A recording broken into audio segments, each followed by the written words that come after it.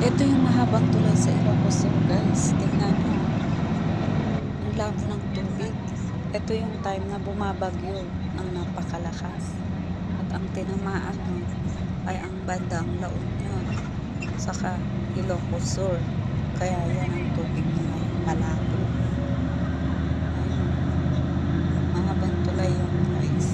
Pa-north.